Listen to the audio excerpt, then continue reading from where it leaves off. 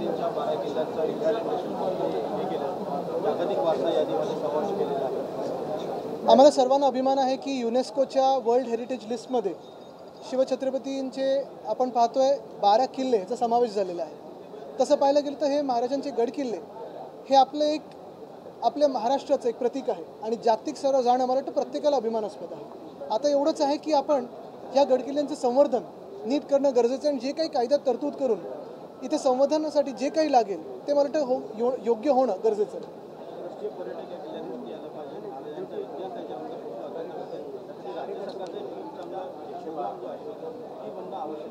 मला वाटतं केंद्रीय स्तरावर असेल, राज्य स्तरावर असेल किंवा आपण सगळ्यांनी देखील आपण आपले किती किल्ले जाऊन पाहिलेत मला वाटतं ते पण करणं गरजेचं आहे। आता ट्रेकिंग वाढते आणि मला वाटतं तसं पाहायला गेलं तर अनेक किल्ल्यांवर ट्रेकिंग हायकिंगसाठी लोक जातात, इतिहास समजून घ्यायला लोक जातात। तर हे आहे आता हे जागतिक स्तरावर नेत असताना आजूबाजूच्या सोयी सुविधा, बाजूला येण्या जाण्यासाठी नीट मार्ग वगैरे मला वाटतं हे झालं तर अजून चांगलं होईल।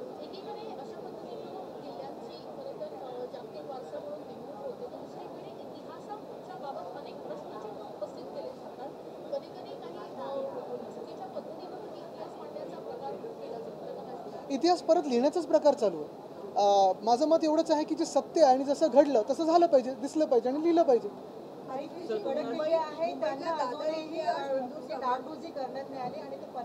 कुठे कुठे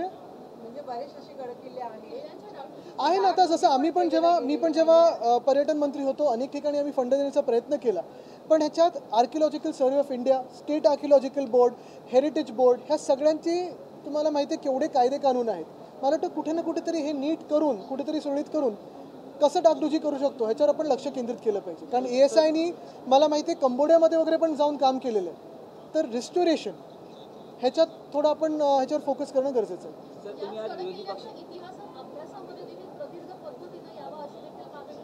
मला वाटतं एक महत्त्वाचं आहे की इतिहास हा आपण वारसा म्हणून जपावं, पण इतिहासात किती भांडत बसावं हे आता आपण देशाने ठरवलं पाहिजे। एक महत्त्वाची बातमी आपल्या लोकांसमोर आणायची आणि साधारणपणे महाराष्ट्रासमोर आणायची, देशासमोर आणायची आहे। काल परवाकडेच केंद्र सरकारने गॅझेट नोटिफिकेशन इश्यू करून जे थर्मल पॉवर प्लांट आहेत देशभरात त्याच्यात जे फ्लू गॅस डिसल्फरायझेशन प्लांट लावायला लागतो, म्हणजे साधारणपणे प्रदूषण होऊ नये, सल्फरचं प्रदूषण होऊ नये हे लावायला लागतो। कोळसाचे जिथे जिथे पॉवर प्लांटचं तिथे ते जवळपास 600 मधून 462 पॉवर प्लांट्सना सूट दिलेली आहे। मी आज सकाळी केंद्रीय जे पर्यावरण मंत्री आहेत भूपेंद्र यादव साहेब त्यांना पत्र लिहिलेलं आहे की असं न होता कृपा करून FGD बसवणं हे अनिवार्य ठेवावं, कोल वॉशरीज हे बंद करावेत आणि फ्लाय ॲश पॉन्ड जे असतात ते देखील बंद करावेत। महाराष्ट्रात जिथे जिथे थर्मल पॉवर प्लांट आहेत, मग तुम्ही बीडमध्ये बघा, तुम्ही नागपूर बघा, चंद्रपूर बघा, सगळीकडे जिथे जिथे फ्लाय ॲशचे पॉन्ड्स आहेत, हजारो एकर शेतीवर हे सगळी फ्लाय ॲश म्हणजे आपली राख ही पसरलेली आहे। जीवनाची तिथे राख रंगोळी झालेली आहे आणि म्हणूनच माझी ही मागणी राहील आवर्जून की हे FGD जे बसवणं अनिवार्य तर केलं नाहीये ते अनिवार्य असावं।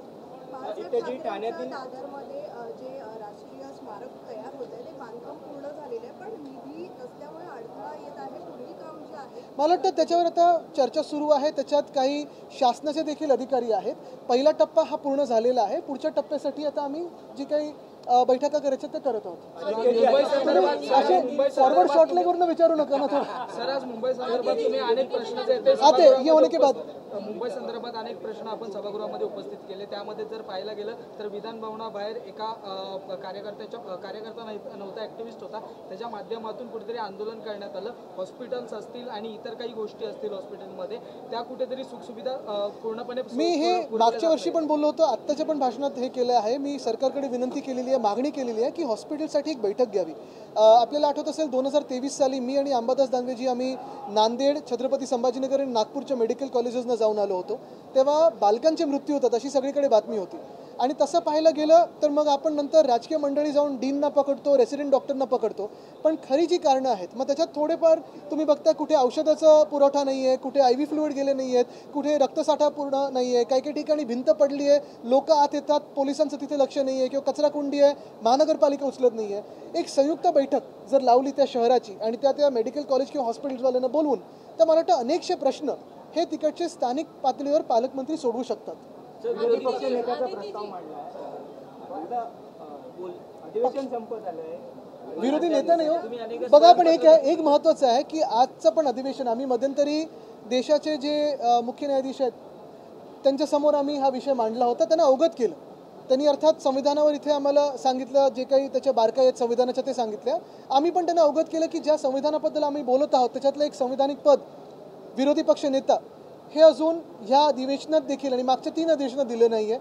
आमची हीच अपेक्षा राहील की अध्यक्ष महोदयांनी ह्याच्यावर निर्णय घेऊन जे महाराष्ट्राच्या हिताचं आहे म्हणजे विरोधी पक्ष नेता असणं हे देणं गरजेचं आहे. कारण कशाला घाबरते तुम्ही? 200 लोकांचं सरकार आहे. एवढं बहुमताचं सरकार असताना कोणाला घाबरते तुम्ही? हे माहिती तर करू द्या मला. ठाण्यातील शासकीय जागांचा TDR हा गाइडलाइंस जारी की है नो ओबेसिटी जंक फूड को लेकर के, जैसे सिगरेट और तंबाकू के पैकेट पर लिखा होता है वैसे जंक फूड के स्टॉल्स पर भी जो है अब इस तरह की चेतावनी लिखी जाएगी.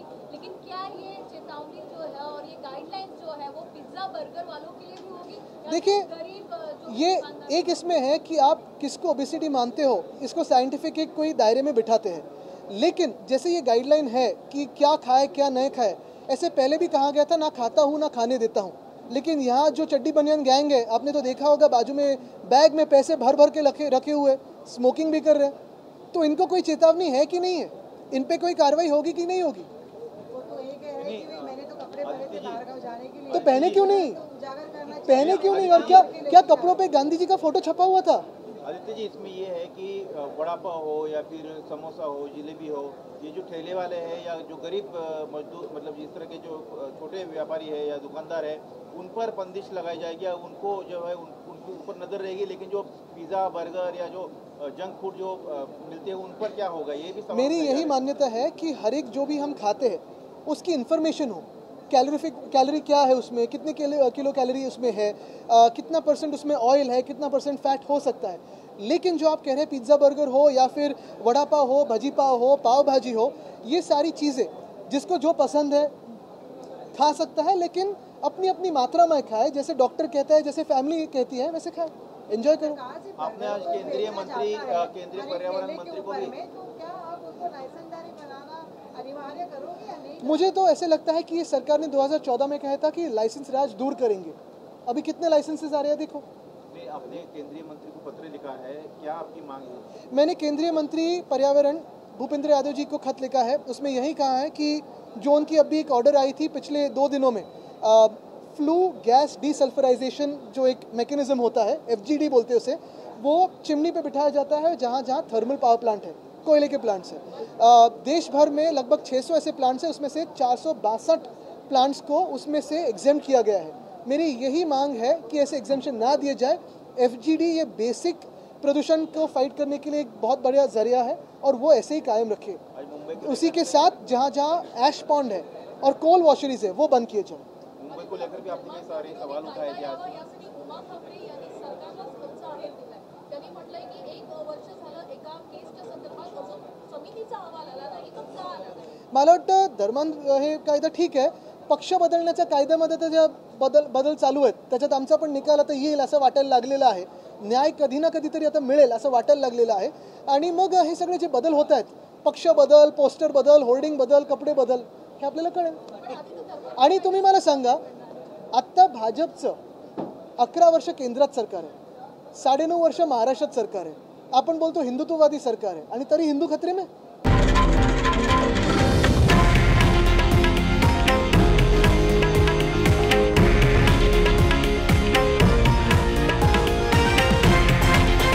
हे आहे देशातील नंबर 1 न्यूज नेटवर्क आणि आपण पाहत आहात TV9 मराठी, एकमेव.